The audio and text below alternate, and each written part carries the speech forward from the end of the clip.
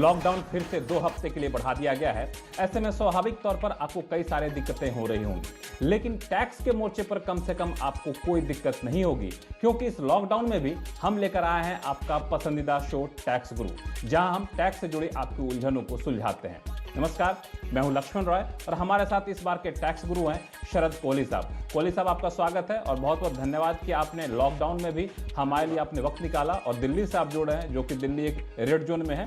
कोहली साहब से हम बहुत सारे टिप्स लेंगे, लेकिन इससे पहले बता दूं कि इस शो में क्या कुछ खास रहने वाला है। लॉकडाउन में टीडीएस के भुगतान को लेकर कंफ्यूजन में है कंपनियां। हम आपको बताएंगे क्या है रिटर्न और रिवाइज रिटर्न फाइल करने की तारीख। रिवाइज और रेक्टिफाई रिटर्न को एक समझने की गलती ना करें, इसमें है बड़ा अंतर। क्या है वो अंतर, बताएंगे आपको शो में आगे। साथ ही अगर आप उठा रहे हैं कंपोजिशन स्कीम का फायदा और शेयर मार्केट से भी हो रही है कमाई, तो कितने टर्नओवर पर लगेगा जीएसटी। इन सारे मुद्दों पर आपसे बातचीत करेंगे और लोगों के सवाल जवाब भी लेंगे। लेकिन इससे पहले एक बहुत ही महत्वपूर्ण मुद्दा।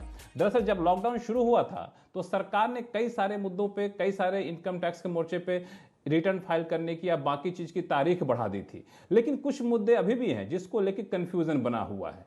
वो है आपको टीडीएस रिटर्न फाइल करने की तारीख क्या है, टीडीएस जमा करने की तारीख क्या है, साथ ही साथ रिटर्न फाइलिंग और टैक्स जमा करने की तारीख क्या है। तो इसमें कंफ्यूजन आखिर क्यों हो रहा है कोहली साहब, आखिर कंफ्यूजन क्यों है? क्योंकि वित्त मंत्री ने तो काफी साफ सुथरे ढंग से बता दिया था, बाद में अध्यादेश भी जारी किया था। अब किस बात को लेकर कंपनियां उधर बुन में है? मेरे ख्याल लक्ष्मण, कंफ्यूजन का कारण भी लॉकडाउन है, क्योंकि कंपनीज के जो अकाउंट्स डिपार्टमेंट है वो भी घर पर बैठे हुए हैं, घर से ही ऑपरेट कर रहे हैं। कहीं से कुछ खबर आती है, उस ऑर्डिनेंस को हम ध्यान से पढ़ें तो उसमें जो टीडीएस काटने की डेट थी, जो कंपनीज अपना रिटर्न फाइल करती हैं, देखिए 30 अप्रैल मार्च के महीने का जो होता है वो 30 अप्रैल तक जमा करना होता है। वैसे 7 तारीख होती है अगले महीने की, परंतु सिर्फ मार्च के महीने के लिए, क्योंकि आखिरी महीना होता है, एडजस्टमेंट्स होती है, 30 अप्रैल होती है। ऐसे ही टीडीएस की जो रिटर्न होती है उसकी डेट होती है 31 मई। इन दोनों डेट्स में कोई परिवर्तन नहीं किया गया है। सिर्फ एक परिवर्तन है कि अगर आप टीडीएस को देर से जमा करते हैं, 30 अप्रैल के बाद जमा करते हैं, तो जो उस पर पेनल इंटरेस्ट लगता है 18% के हिसाब से, वो 18 की जगह 9 लगेगा। उसके अलावा कोई चेंज नहीं है, क्योंकि यही जब टैक्स जमा होता है लक्ष्मण और रिटर्न जाती है, तब आपका फॉर्म 16 तैयार होकर निकलता है। तो इसलिए कंफ्यूजन ये था कि शायद सारी डेटें बढ़ा दी गई हैं। जी हां, सारी नहीं बढ़ाई गई हैं। ये डेट अपनी जगह जस की तस है। आप अपनी टीडीएस के रिटर्न या हमारे सभी टीडीएस काटने वाले जो लोग हैं, जो लोग 24Q वगैरह फाइल करते हैं, उन सब से हमारी सलाह है कि टाइम से जमा करें। हालांकि 30 अप्रैल निकल गई है, ब्याज चढ़ना शुरू हो गया है, अपना टैक्स जमा कर दे 9% ब्याज लगा के। अगर आपने जमा नहीं किया और 31 मई को निकल गया है, 30 अप्रैल में भी अगर आपने टीडीएस फाइल नहीं किया है तो आपके पास विकल्प है कि आप जो है ब्याज चुका सकते हैं। हालांकि ब्याज पहले जितना चुकाना था उतना ब्याज शायद आपको नहीं देना पड़ेगा। लेकिन इस कंफ्यूजन में बिल्कुल मत रहिएगा कि टीडीएस जमा करने की तारीख भी बढ़ा दी गई है। तो इसलिए शरद कोहली साहब बहुत काम की बात बता रहे हैं। बाद में फिर टैक्स गुरु के पास सवाल आएगा कि हमसे ब्याज मांगा जा रहा है, ब्याज क्यों मांगा जा रहा है। तो पहले सफाई आपको टैक्स गुरु ने दे दिया है। चलिए अब शुरू करते हैं सवाल जवाब का सिलसिला। सबसे पहले कॉलर हमारे साथ हैं, जयपुर से फोन लाइन पर है राजकुमार मीणा साहब। मीणा साहब नमस्कार, कैसे हैं आप? सर नमस्कार सर, ठीक है सर। सर मेरा सवाल ये था कि सर मेरे जयपुर में सुरक्षित तो हैं आप? जयपुर में भी स्थिति बहुत खराब है। सर बहुत खराब है, और जहाँ पे मैं हमारी जो ब्रांच है वहाँ तो हॉटस्पॉट एरिया बना हुआ सर वो तो। बिल्कुल अपने आप को सुरक्षित रखिए, बाकी लोगों को भी कहिए घर से बाहर ना निकले। बताइए क्या उलझन क्या है आपकी इनकम टैक्स से जुड़ी हुई? मेरा सवाल ये था कि मेरे ने सर इस फाइनेंशियल ईयर के लिए new and old tax system के लिए डिक्लेरेशन मांगी है। एंड जो मेरा इस फाइनेंशियल ईयर मेरी जो 9.5 लाख रहेगी। एंड सो जो मेरा इन्वेस्टमेंट रहेगा सर वो एटीसी में 1.5 लाख है, और एटीसीसीडी एडिशनल पेंशन में उसमें 50,000 है।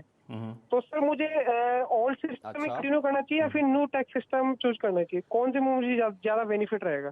लक्ष्मण, ये देखिए समस्या बनी हुई है, यहां जाएं कि वहां जाएं। जब ना समझ आए यहां जाए वहां जाएं, तो बिना सोचे समझे टैक्स गुरु में चले आए। जी हाँ, हमने आपकी, मैं आप बता रहे थे, मैंने कैलकुलेशन में लिख रहा था साथ साथ।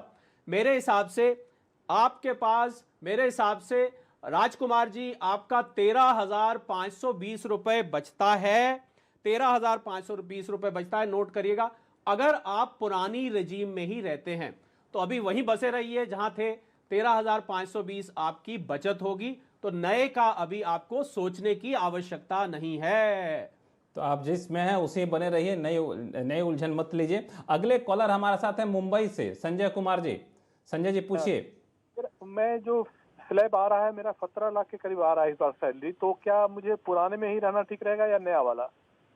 वैसे तो सैलरी की जो ब्रेकअप होती है वो भी कुछ बताती है, मान लीजिए एचआर है, एचआरए है कि नहीं है, पर 17 लाख का अगर मैं सीधा सीधा बात करूं तो मेरे हिसाब से आपको नए रेजीम में जाना बेहतर रहेगा। नए रेजीम में, क्योंकि उसका कारण हम आपको बता देते हैं। इसलिए है क्योंकि 15 लाख तक आपने देखा होगा जो नया स्लैब सिस्टम आया है उसमें 15 लाख तक कंसेशन है, मतलब 5, 10, 15, 20 आपने देखा होगा इस तरीके से सीढ़ी चढ़ते हैं स्लैब्स। उसकी वजह से जो ही हम 15 लाख को पार करते हैं हम देखते हैं कि अगर हम बहुत सारी और डिडक्शन नहीं ले रहे तो नया रिजीम हमारे लिए संजय जी फायदेमंद हो जाता है। तो 17 लाख पे मैं, हालांकि बाकी डिटेल्स आप नहीं बता रहे, पर मुझे यकीन है, करीब करीब पक्का यकीन है कि आपका नए रजीम में जाने से जरूर लाभ होगा। आप कैलकुलेट करके देखिएगा। हालांकि संजय जी और इससे पहले जो कॉलर थे राजकुमार मीणा जी, दोनों के लिए एक बात बता दूं कि आप नए रिजीम में चले भी जाते हैं या फिर पुराने रिजीम में रहते हैं, आपको बाद में लगा कि नहीं हमें दूसरा वाला रिजीम जिसको हमने छोड़ा है वो ज़्यादा फायदेमंद है, तो आप उसमें तब्दीली कर सकते हैं। यानी आप चाहें तो नए से पुराने में, पुराने से फिर से वापस नए में जा सकते हैं। शर्त एक है कि आपके पास बिजनेस से कोई आमदनी नहीं होनी चाहिए। कोहली साहब मैं ठीक कह रहा हूँ?